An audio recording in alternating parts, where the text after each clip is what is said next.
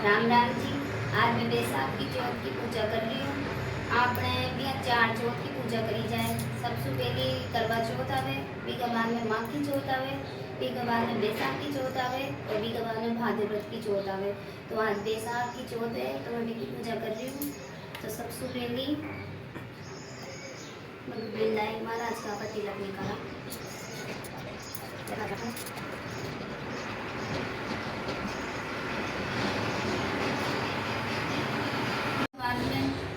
एक बार में आप जो पानी की कलश ले ये पूजा करशा बार कभी कभी राखी तिलक निकालना जरूरी हो गया। अब आपकी पूजा है ना एक लकड़ी का पाटा पर करया करा, फर्श पर को नहीं करे। तो सबसे पहले आप आटे साटे मान दिया।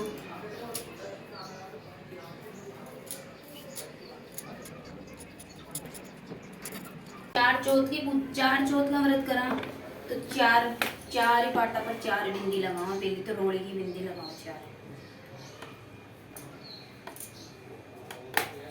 एक बाद वहां पर 4 काजल की बिंदी लगाओ।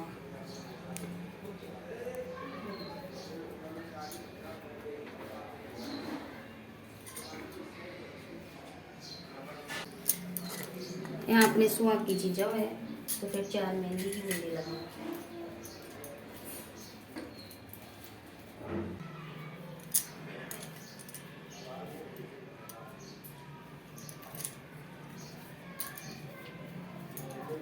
बीके बाद में खुद कर भी राखी कर टमका कर ली।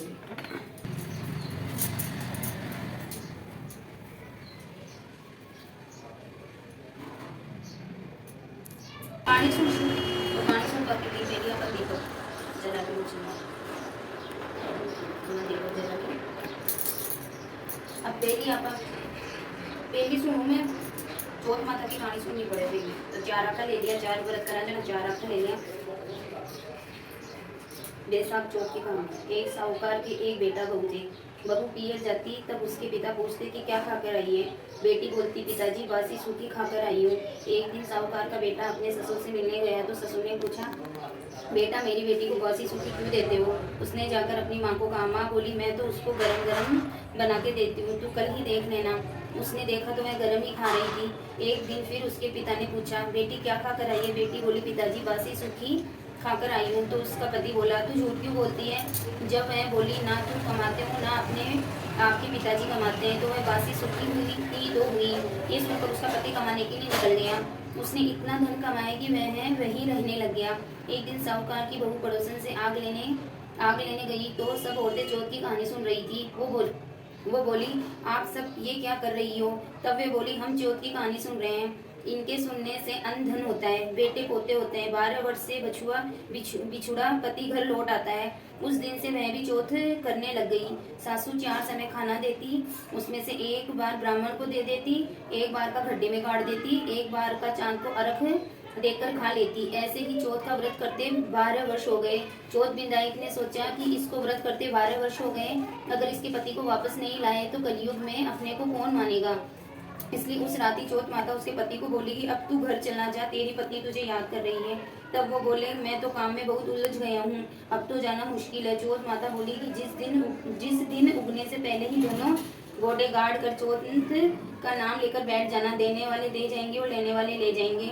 उसने वैसा ही किया, देने वाले दे गए और लेने वाले ले गए। घर आने लगा तो एक बूढ़ा सांप दुख से जलने के लिए जा रहा था। उसने उसे छिचकार दिया। सांप बोला तूने मुझे क्यों छिचकारा, अब मैं तुझे खाऊंगा। वो बोला खा लेना, तू मुझे मेरी माँ से मिलने दे फिर खा लेना। सांप बोला कि कैसे विश्वास करूं, तू तो छत पर जाकर सो जाएगा। वो बोला सीढ़ियां चढ़कर आ जाना। इतना कहकर उदास होकर घर आया और किसी से कुछ भी नहीं बोला और छत पर सो गया। उसकी पत्नी ने एक सीढ़ी पर बालू, दूसरी पर दूध का प्याला, तीसरी पर फूल व चौथी पर चौथ माता की आंखें रख दिए।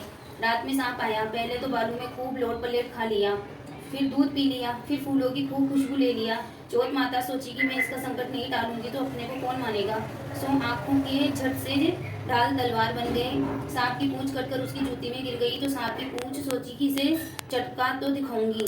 जब चींटियों ने आपस में बात करी इसकी पत्नी अपने को आटा घेरती थी, इसलिए इसके पति की रक्षा करनी चाहिए। इसलिए सारी चींटियों ने पूंछ को थोती कर दिया और संकट टल गया।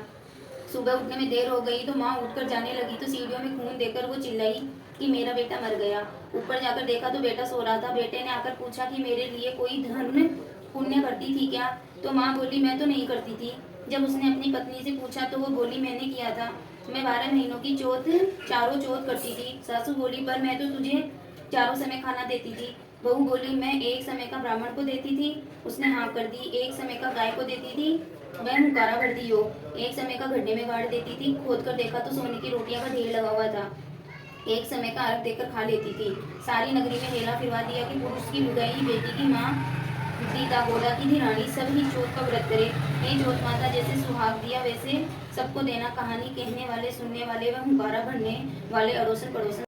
अब अपन थोड़ा सा आँखा ओढ़ लेना है। अब चौथ विदाई की कहानी सुन।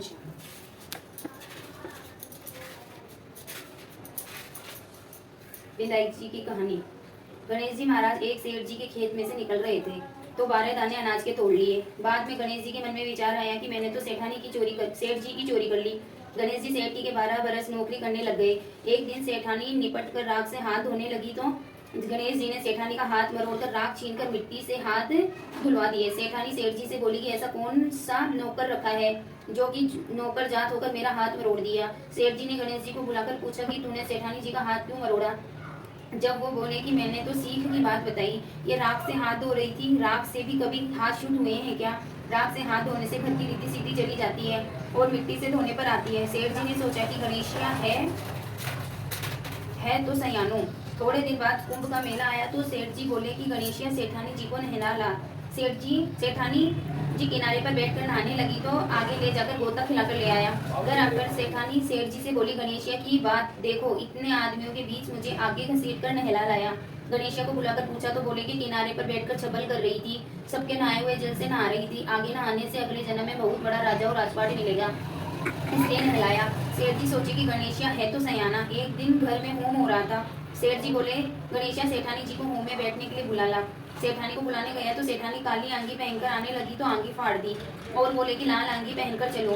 सेठानी रूस कर सो गई। सेठ जी ने आकर पूछा कि क्या बात हुई? सेठानी बोली गणेशिया ने मेरी आंगी फाड़ दी। गणेश जी को बुलाकर बोले कि तू बहुत बदमाशी करने लग गया है। गणेशिया ने कहा सेठानी काली आंगी पहनकर आ रही थी, मैंने तो वो उतार कर लाल आंगी पहनने के लिए बोला था। काली आंगी शुभ काम में पहनने से काम सफल नहीं होते। सेठ जी ने सोचा कि गणेशिया है तो समझदार। एक दिन सेठ जी पूजा करने लगे तो पंडित जी बोले हम तो गणेश जी की मूर्ति लाना भूल गए। तब गणेश जी बोले कि तुम मुझे ही मूर्ति करके विराजमान कर लो, तुम्हारा काम सफल हो जाएगा। ये बात सुनकर सेठ जी को भी गुस्सा आ गया। बोले कि तू अभी तक सेठानी से मस्करी करता था, अब मेरे से भी करने लग गया। गणेश जी बोले मस्करी नहीं कर रहा, सच्ची बात कह रहा हूँ। इतना कहकर गणेश जी का रूप धारण कर लिया। सेठ सेठानी ने एक साथ गणेश जी की पूजा की। पूजा खत्म होते ही गणेश जी अंतर्ध्यान हो गए। सेठ सेठानी को बहुत धोखा हुआ कि अपने तो गणेश जी हमेशा रहते थे, अपने उनसे इतना काम करवाते थे। गणेश जी ने सपने में कहा कि मैंने तुम्हारे खेत में 12 दाने अनाज के तोड़ लिए थे, इस दोष को उतारने के लिए काम किया था। सेठ जी के करोड़ों की माया हो गई। हे गणेश जी महाराज, जैसा उस सेठ को दिया वैसा सबको देना। कहानी का कहता न सुनता, न हुकारा, न अपना सारा परिवार में दीजिए। ये विदाई जी महाराज को भोग लगा।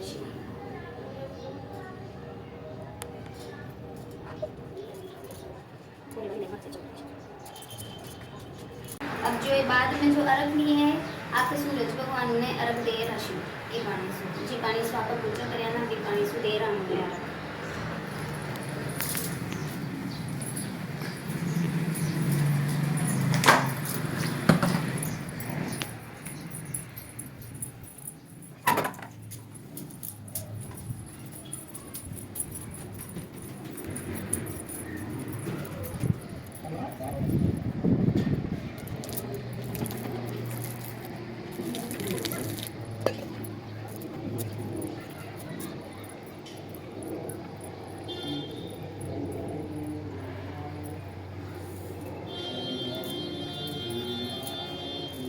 तन वीडियो को शो लाग्यो कमेंट में जरूर बताजो और माका चैनल लाइक एंड सब्सक्राइब जरूर करजो। राम राम साहेब।